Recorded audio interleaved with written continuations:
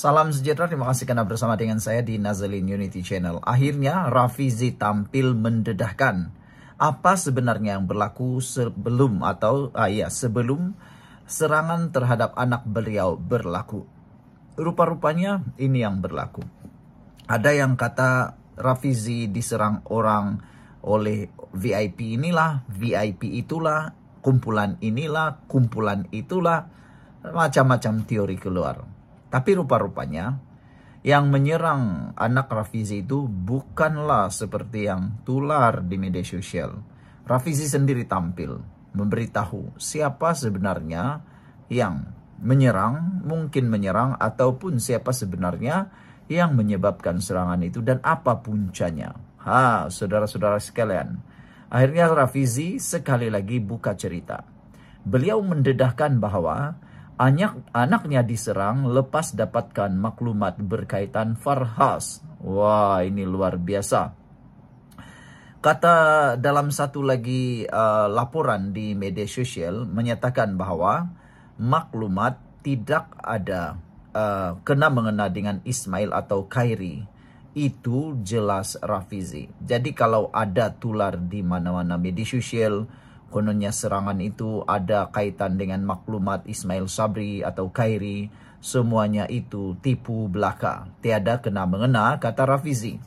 Rafizi mendedahkan perjumpaannya dengan pembocor maklumat sebelum anaknya diserang berkaitan dengan ahli perniagaan Farhas Wafa Salvador Rizal Mubarak.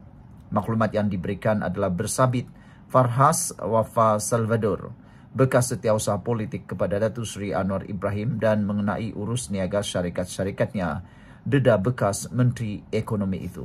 Sebelum kita teruskan ulasan yang hebat nih, jangan lupa tinggalkan komen Anda dengan tanda pagar kami benci rasuah. Dan saya perkenalkan dulu kepada Anda semua, ini terapi imun Transfer Factor for Life. Terapi imun yang meningkatkan daya imun badan kita sehingga 400%. Secara umum dan ringkasnya, kita kena penyakit karena daya imun badan kita yang bodoh. Kita kena penyakit karena imun badan kita yang lemah.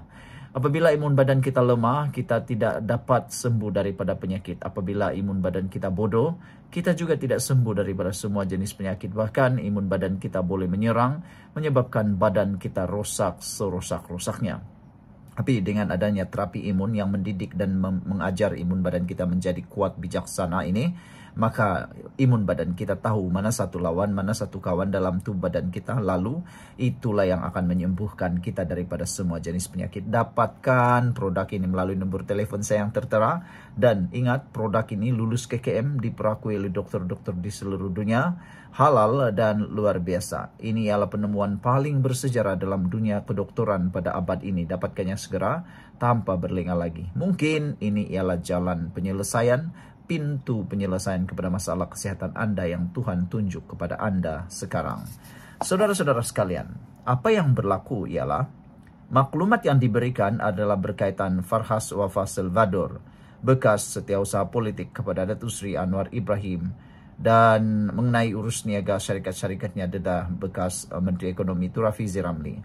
Penjelasan itu dibuat ketika menafikan dakwaan pertemuan itu berkaitan dakwaan kes pengubahan wang haram melibatkan bekas Perdana Menteri Ismail Sabri Yaakob dan projek kesihatan berkaitan bekas Menteri Kesihatan Khairi Jamaluddin.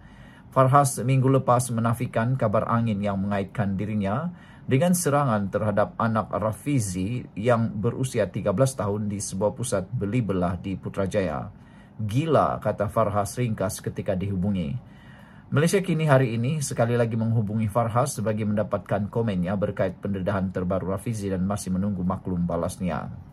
Sementara itu, dalam kenyataan hari ini Rafizi menyifatkan penyebaran cerita tidak benar bertujuan mengalih perhatian rakyat dan siasatan. Lebih banyak cerita-cerita seperti ini timbul, lebih ramai yang akan membuat kesimpulan sendiri bahwa ia usaha untuk mengalih perhatian, katanya.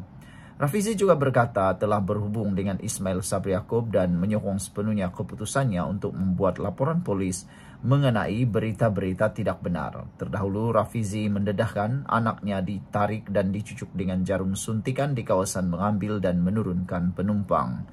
Kandungan suntikan itu belum dikenal pasti. Bagaimanapun Rafizi berpendapat terdapat 3 kemungkinan sama ada dadah atau racun, virus seperti HIV, serta hepatitis atau air kosong. Istrinya juga menerima mesej susulan berbunyi, "Diam jika teruskan AIDS." Rafizi yang meletakkan jawatan menteri selepas kalah pemilihan PKR berkata, dia masih menunggu laporan perbuatan untuk mengesahkannya.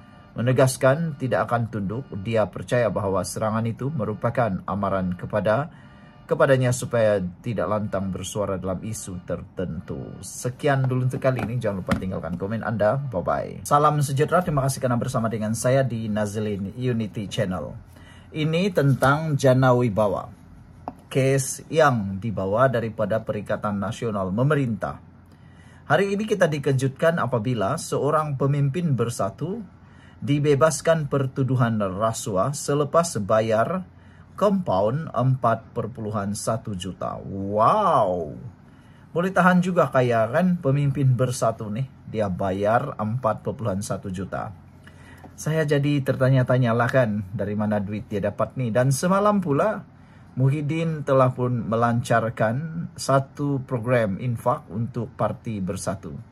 Dan itu adalah untuk memungut sumbangan dan ikhlas daripada para penyokongnya untuk menampung parti. Karena keuangan parti atau akaun Parti Bersatu telah pun dibekukan. Tapi yang heran, kenapa pemimpin Parti Bersatu ini boleh pula membayar kompaun 4,1 juta? Wah, luar biasa. Parti Bersatu tiada duit, tapi pemimpin Parti Bersatu bayar 4 juta. Macam mana tuh? Mahkamah Session Kuala Lumpur hari ini melepas dan membebaskan Timbalan Ketua Bersatu bahagian Segambut, Adam Aradlan daripada 12 pertuduhan rasuah serta pengubahan wang haram berkaitan dengan projek Jana Wibawa. Menurut FMT, pembebasan itu selepas ahli politik tersebut membayar kompaun berjumlah 4,1 juta pada Isnin. Bagaimana itu berlaku? Entahlah. Sebelum kita teruskan ulasan yang hebat nih, jangan lupa tinggalkan komen Anda dengan tanda pagar kami benci rasuah dan saya perkenalkan dulu kepada Anda semua. Ini terapi imun Transfer Factor for Life, terapi imun yang meningkatkan daya imun badan kita sehingga 400%. Secara umum dan ringkasnya, apabila imun badan kita lemah, apabila imun badan kita bodoh, apabila imun badan kita tidak bertindak lagi kuat, kita kena penyakit. Lalu penyakit kita akan berakar dari dalam tubuh badan kita karena imun badan kita yang tidak kuat. Dengan imun badan yang lemah dan bodoh, ia juga akan menyerang kita sendiri. Lalu kita kena autoimun. Tetapi dengan adanya terapi imun ini, ia mendidik imun badan kita bukan sekadar menjadi kuat, bukan sekadar menjadi hebat, tetapi juga mendidik imun badan kita untuk mengenal mana satu lawan, mana satu kawan di dalam tubuh badan kita dan diseimbangkan. Maka dengan itulah, sesiapa yang ada masalah autoimun amatlah sesuai untuk mendapatkan produk yang luar biasa ini. Dapatkannya melalui nomor telepon saya yang tertera. Dan produk ini lulus KKM, diperakui oleh dokter-dokter di seluruh dunia dan penemuan paling bersejarah dalam dunia kedokteran abad ini. Saudara, kalau ini adalah kali kedua Anda menonton video dan produk ini, mungkin ini adalah jawaban yang Tuhan sediakan bagi Anda semua. Saudara-saudara sekalian, menurut laporan FMT, pembebasan itu selepas ahli parlimen tersebut, ahli politik tersebut membayar kompaun berjumlah 4,1 juta pada Isnin.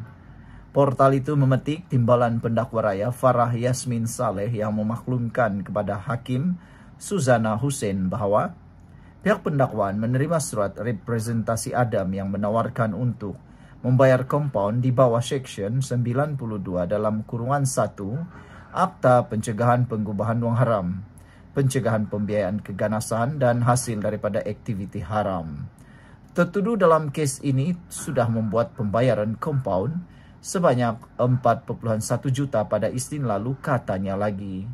Sebelum ini, pada Februari tahun 2023, Adam mengaku tidak bersalah atas pertuduhan meminta rasuah berbentuk wang tunai antara 3,5 hingga 7% daripada nilai projek pembinaan jalan bernilai 47,8 juta daripada pengarah urusan MIE Infrastructure and Energy Sdn Bhd Mat Jusoh Mamat. Dia juga dituduh menerima rasuah RM500.000 daripada individu sama sebagai dorongan untuk membantu syarikat itu mendapatkan projek yang sama daripada kerajaan melalui rundingan terus. Pada Februari tahun lalu, Adam menghadapi 2 pertuduhan menerima suapan berjumlah 4.1 juta daripada Lian Tian Chuan dan Mat Jusoh sebagai upah bagi tertuduh membantu syarikat Nepturi Sdn Bhd serta MIE Infrastructure and Energy mendapatkan 2 projek Jana Wibawa. Sekian untuk kali ini. Jangan lupa tinggalkan komen Anda. Bye-bye.